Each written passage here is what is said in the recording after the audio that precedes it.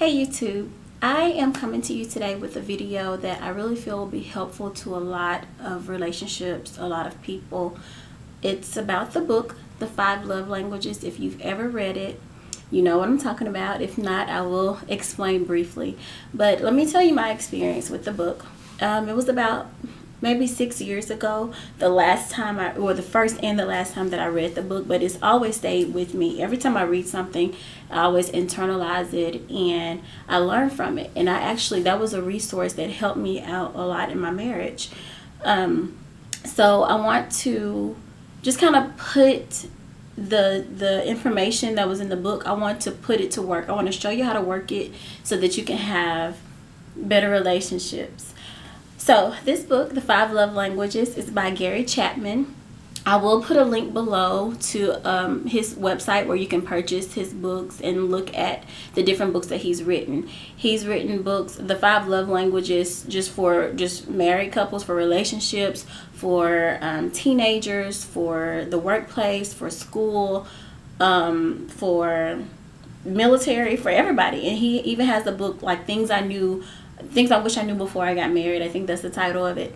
But he is a relationship expert. I believe he has workshops everywhere too. So, and I would love to attend one of those one day.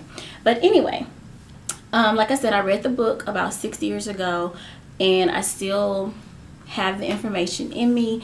I may not know everything, but I mean, I have enough of it and I remember it. But anyway, the 5 love languages are acts of service, words of affirmation, physical touch, quality time, and giving gifts. So basically he's saying the 5 love languages, like whatever your love language is, that's how you receive love. So for an example, if my love language is words of affirmation, then the way I receive love from my husband or from anybody in my life, any relationship that I have, my parental relationship, my relationship with my children, blah, blah, blah. Anyway, however I receive love, that's how I receive love, words of affirmation. So if someone says, oh, you did an awesome job on that meal today, you know, like, okay, yeah, you know, I take that in. And from what I remember, I do believe you can have more than one love language. You can have a couple or a few, but it's always that main one that is your main source of how you receive love, or the way you receive love. So that's that. Like I said, I will put a link below if you want to read it for yourself. And even if you go to his website, 5lovelanguages.com, you can even take a test to see what your love language is. So here we go. I actually put together a little diagram just to show you how to work it out. And so here we have our man here and we have our woman here. And I want to show you an example of how to keep your buckets full. So let's say that the man's bucket or his love language is physical touch. And let's say the woman's love language is acts of service. So in order for them to keep each other's buckets full, they have to speak in the love language of the other person. So for an example, if the male here wants to keep his woman happy, happy wife, happy life, right? If he wants to keep his woman happy, then if her love language is acts of service, then he's going to do acts of service. He's going to mow the yard. He's going to wash dishes when not asked. He's just going to get up and do it. You know, he's going to fold the clothes. He's going to give the babies a bath and put them to sleep. And, you know, those acts of service is what will fill her bucket. And she's going to be so happy to the point where she doesn't mind filling his bucket, you know. His bucket would be physical touch. So he's going to wash the dishes, he's going to do all this extra stuff, wash clothes, whatever, and she's going to give him his, you know, she's going to fill his bucket, if that makes sense. So that's how you keep each other's buckets full. It's like a cycle, it's like a circle. And from what I believe that the man is the head of the house. So if anybody takes initiative, I believe it should be the male. So if you guys are struggling to keep each other's buckets full, then why not step up and find out your wife's love language and feel it. And then in return, in like no time, you'll see her filling your bucket.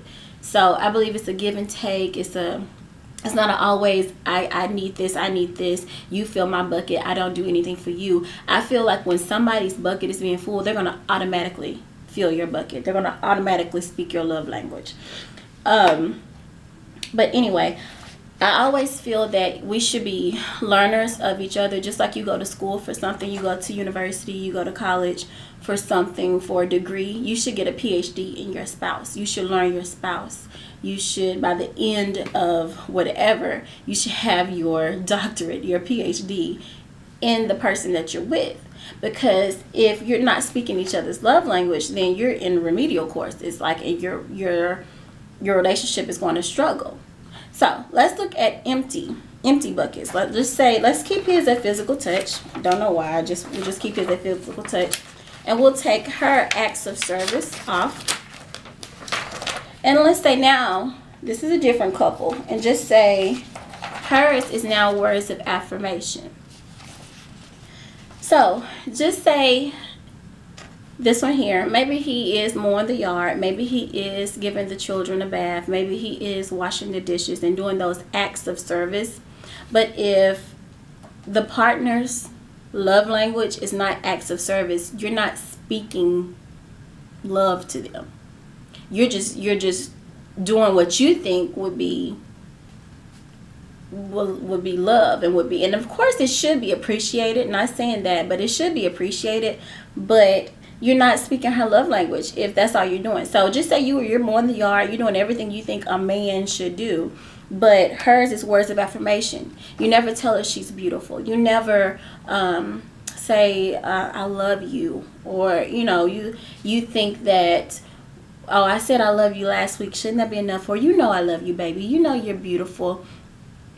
No, I listened to Joel Osteen, and he said that you can't live off old honor. So you can't say it one time or two times, and then 50 weeks later, you wonder, like, what happened? Why is my wife shutting down, or why is my husband shutting down? It's because you only fill their bucket once. They can't live off old honor, So, and and I know a lot of men think like, well, why should I have to tell her she's beautiful, or this she should know she's beautiful? Yes, that's true, but let me tell you a secret about women, men. They love that. We love that from our husbands or from the person that we're with, to hear that we're beautiful.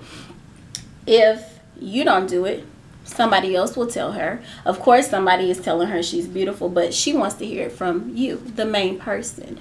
So, and keep in mind that, and Joel Osteen said this as well, the brighter she shines, the better you look. So you fill her up, you tell her she's beautiful, you tell her I love you, baby, and don't let it be a stumbling block, a resentment piece in your relationship. So that's just a quick side note. Joel Osteen, I love him. Check him out too. I'll put a link below. Anyway, so if you're having trouble filling her bucket and speaking her love language, if it's words of affirmation, then she's going to feel some type of way when it's coming down to filling your bucket, physical touch. So if you never tell her I love you, if you never say you're beautiful, then when it's time for you to get your love language spoken to, it's going to be he only wants to do this when it's blah blah blah, or I don't want to touch him, I don't want to cuddle with him, it's a cycle. So just as with the full buckets that I just showed you, how it's a cycle. You fill my bucket, I fill your bucket. It's an ongoing love cycle. This is the empty love language. They're not speaking each other's love language, and the devil is using this to break up marriages. Like, he's probably speaking to this man and saying, hey, you don't have to tell her that. She knows she's cute. You don't have to say that. And then in return, the enemy is speaking to her and saying, man, he only wants to do this when such and such, when it's convenient, blah blah blah blah. Don't let the devil use your love language against you. So speak your husband, speak your wife's love language, speak your spouse's love language, so you guys can defeat the enemy. You know, he's trying to break up marriages, and I really feel like these small things can help. They turn into big things over time, but if you cut it down and nip it in the bud, then it won't turn into that big thing over time. So fill each other's bucket. I mean, it doesn't matter. His could be words of affirmation. If you never tell him he's handsome, or baby, I love when you wear that, or I like the way your biceps bulge and blah blah blah, if that's what his is, if it's words of affirmation and you never tell him that, then he's gonna look for that in somebody else, or the next person that tells him, hey, you know, you're handsome, blah blah blah. Of course they shouldn't fall for that, but if they never hear it from the one that they want to hear it from, then it becomes a problem. It becomes an issue. So let's keep these up here, and let's just say that they're filling each other's bucket. He's telling her she's beautiful, blah blah blah, not just once a month or once a year, but all the time. It should be a consistent thing. You know, you're learning your partner. You know, I've heard before that the person closest to you, they know how to make you happy, and they know how to hurt you best, because they know those intimate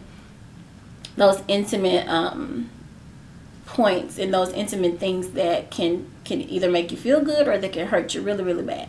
So choose to love, choose to make the other person feel good, because you will get blessed in return. When you honor will come to you. It's like respect given. Like when I respect you, I will get respect in return, kind of thing. So anyway, he's filling her bucket. She's in turn is going to have no problem filling his bucket if he's always filling her bucket. So it's like a cycle. And then when the buckets are overflowing, when you're speaking each other's love languages, when it's overflowing, I really feel like your love languages intertwine. They become each other's love language. So when he's filling her bucket of words of affirmation and she's filling his bucket of physical touch, eventually she's going to want that physical touch, and eventually he's going to want that words of affirmation. So it's like a constant cycle, constant circle. And I really feel like this is the secret, that when we see happy couples and we look at different things like that, this is the secret, that they know that you're letting the devil play with you and mess up your relationship. So do this. Like, I really feel like both parties in the relationship need to sit down and read Gary Chapman's book. I really feel like he was anointed to do this and speak those words into the universe, and to help people out. You know, he was anointed to do this on this earth. That was his purpose, I feel. All right, so my thing is, my last question, then I'm going to leave. Yes, we're filling each other's buckets and we're speaking each other's love language. And I'm saying filling each other's buckets because that's one thing we do in my job. We fill each other's buckets with nice things and nice comments. But anyway, same thing. My question is, how big is your container? Don't expect your partner to have a shot glass and you have a supersized large drink from Sonic. You know, it's uneven.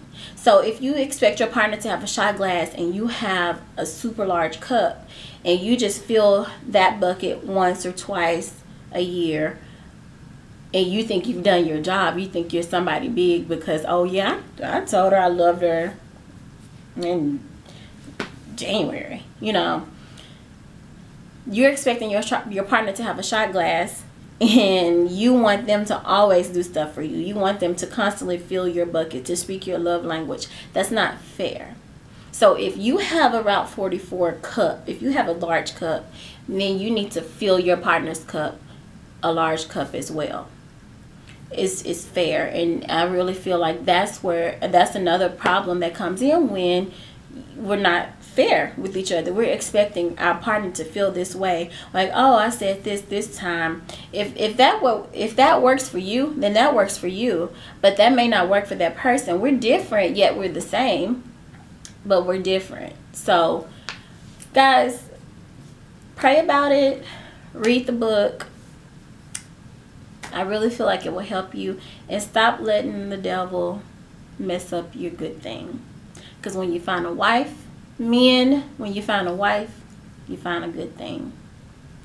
Wives, don't be the fool that plucks your house down with your hands. Be the wise woman that builds your house up. Read this book, build your house, build your family, and be blessed. Have a blessed life, Scott. I love you. Bye.